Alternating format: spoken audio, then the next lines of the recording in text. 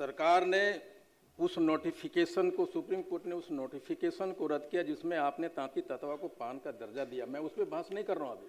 फिलहाल ये मैं कह रहा हूँ कि इस बीच में जो नियुक्तियां निकली थी, जो नामांकन हुए थे, अब नामांकन कट ऑफ मार्क आया है, उसके बाद बिना किसी ऑर्डर के, सामान्य प्रशासन या कैबिनेट के ऑर्डर से विभिन्न संस्थान हैं जिनका मैंने जिक्र किया, उन्होंने हमारे तांती जो परीक्षार्थी जो पान का सर्टिफिकेट लगा के आवेदन दिया था, उनसे शपथ मत मांगा कि आप ये कहिए कि आप तांती तत्व है। उसके बाद उन सारे बच्चों को, अभी स्टेनो बेल्ट्रोन में रोका हुआ है, उन सारे बच्चों को बीच में उठाया गया। उनकी क्या गलती है? अब मैं वो नहीं कह रहा हूं कि आपने जो नियुक्तियां किया उसका तो प्रोटेक्शन सरकार दी है, लेकिन मैं वो कह रहा हूं कि इस बीच में जो वैकेंसियां निकली उसमें हमारे बच्चे ने अप्लाई किया, उसका कट ऑफ मार्क आया, सब क्वालिफाई कर रहे थे, सारे लोगों को हटाया है। और यही नहीं सर, हमारे बच्चों को मेडिकल कॉलेज पूर्णिया से पीएमसीएच से उनके गर्दन पकड़ के निकाले गए हुजूर, हमारी बेटियों को।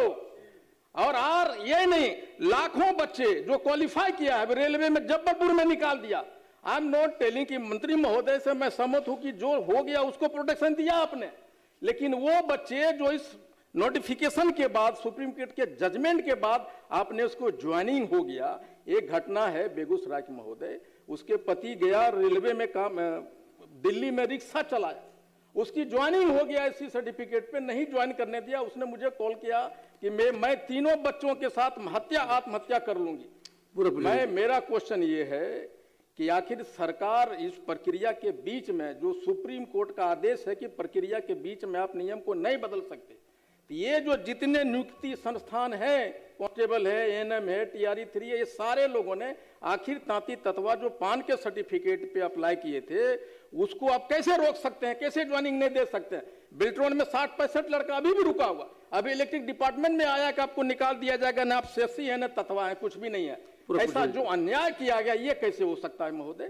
मैं चाहता हूं कि सरकार इस पे समीक्षा करे, उन सारे संस्थानों पे समीक्षा करे और उसको आदेश दे कि आखिर ये कैसे हुआ, और जो क्वालिफाई किया है उसको सरकार बहाल करे, और बाद में जो न्यायालय का आदेश है उसके अनुसार आप कोटी बदल दीजिए। मेरा ये मांग है। महोदय, यह सही है कि सुप्रीम कोर्ट ने बिहार सरकार के उस निर्णय को क्वेश कर दिया, लेकिन जब प्रक्रिया शुरू हो गई, प्रक्रिया नौकरी की प्रक्रिया या एडमिशन की प्रक्रिया में 3 महीना, 6 महीना, साल भर भी लगता है। जिस दिन अप्लाई किया गया उस दिन वह बच्चा उसी कैटेगरी में था जिस कैटेगरी के अंदर उसने अप्लाई किया। जब एक बार प्रक्रिया शुरू हो गई तो सिर्फ ज्वाइन करने और न ज्वाइन करने के हेयर लाइन को क्राइटेरिया बनाना, मैं समझता हूं कि यह बिल्कुल तार्किक है और गलत है। सरकार को इस पर, यह इंटरप्रिटेशन का मामला है। सुप्रीम कोर्ट ने उस निर्णय को क्वेश किया, लेकिन आप वाइंड अप करते करते जो समय लगता है वो क्लियरेंस सुप्रीम कोर्ट से ही मांगना हो तो मांग ले, लेकिन उन बच्चों के भविष्य के साथ खिलवाड़ न किया जाए। ऐसे बच्चों की संख्या लाखों में है, और पूरे बिहार में 1 साल तक जिनकी उम्र सीमा समाप्त हो रही होगी, उनके साथ क्या नेचुरल जस्टिस नहीं हो सकता? इसलिए सरकार को इसको रिकंसिडर करना चाहिए और उन बच्चों को बहाल करने के बाद जो निर्णय लेना है, जो सुप्रीम कोर्ट का आदेश है, उसका पालन करें। इस ध्यानाकर्षण में जो लाया गया है, मूल रूप से ये बात लाई गई है कि आप पान बिरादरी को दलित में श्रेणी में लाए थे, और उसके आधार पर जो कॉम्युनिक निकला तो वो एक एज ए दलित सेक्शन से उसने अप्लाई किया, रिजल्ट प्रकाशित हुआ।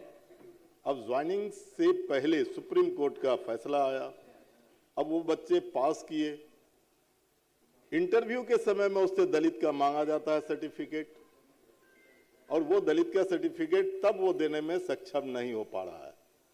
लेकिन जिस कॉम्युनिक पर आपने लिया, मैं समझता हूं कि उस पर वो लागू नहीं होता है, उसकी ये व्यवस्था करना चाहिए कि उसका ज्वाइनिंग हो। दूसरा, मैं दूसरा भी पूछ लेता हूं कि माननीय मंत्री जी बता रहे थे कि सुप्रीम कोर्ट ने कहा कि ये राज्य सरकार की ताकत में नहीं है कि वो किसी भी जाति को आरक्षण की सूची में लाने के लिए उसको दलित की श्रेणी में लाए। तो मैं ये जानना चाहता हूं कि क्या राज्य सरकार ने अपने ही फैसले को लागू कराने के लिए केंद्र सरकार से कोई लेटर उसने राज्य सरकार ने दिया कि इसको आरक्षण की सूची में शामिल किया जाए? माननीय मंत्री।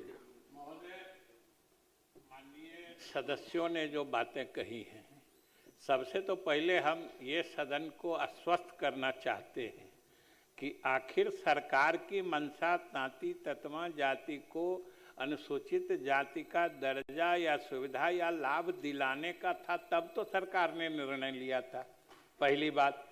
दूसरी बात कि जहाँ तक आलोक जी ने कहा कि इसमें कोई उपाय करना चाहिए, तो महोदय मुझे सदन को बताते हुए संतोष हो रहा है कि सरकार ने उस आदेश को चुनौती देने के लिए, उस आदेश को रिव्यू करने के लिए, पुनरीक्षण करने के लिए हम लोगों ने, सरकार ने सुप्रीम कोर्ट में आवेदन दिया है कि इसका रिव्यू होना चाहिए, क्योंकि ताती ततमा जाति, अनुसूचित जाति की जो सुविधा है या जो स्थिति है, ये लगभग उसी श्रेणी के हैं।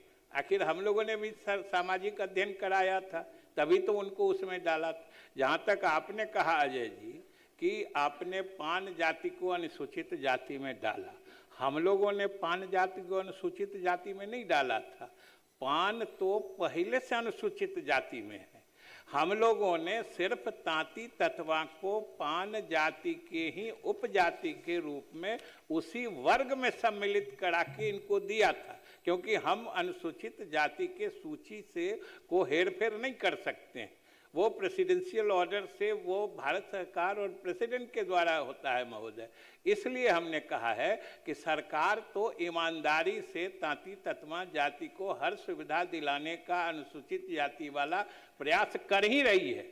और उच्चतम न्यायालय ने जो कहा है, हम लोगों ने फिर से रिव्यू पिटीशन दाखिल किया है कि ये उस तरह की सुविधा के हकदार हैं जैसी इनकी सामाजिक स्थिति है। इसलिए हम लोगों को इजाजत दिया जाए कि हम लोग इनको अनुसूचित जाति की सुविधा दे सकें। अब सभा की कार्रवाई बहुत स्पष्ट हो गया। सरकार ने, आपका हो गया, आप बैठ जाइए, आप बैठिए। बहुत क्लियर है, सरकार ने रिव्यू पिटीशन डाला है न्यायालय में जाकर के। राज्य सरकार चाहती है, इसीलिए राज्य सरकार ने शुरू में ही सुविधा दी थी जाकर के।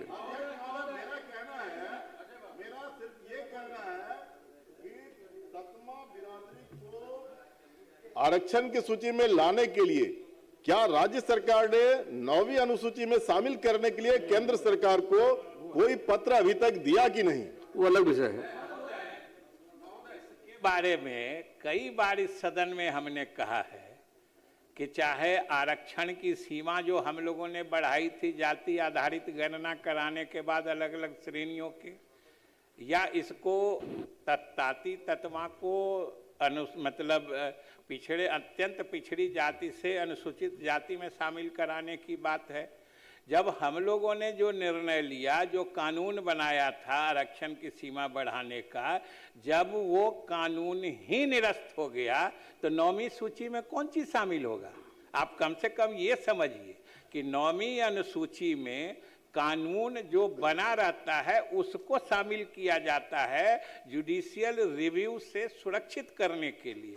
जो कानून ही आज की तिथि में वो कानून ही नहीं एग्जिस्ट करता है, तो 9वीं अनुसूची में किसको डालेगा?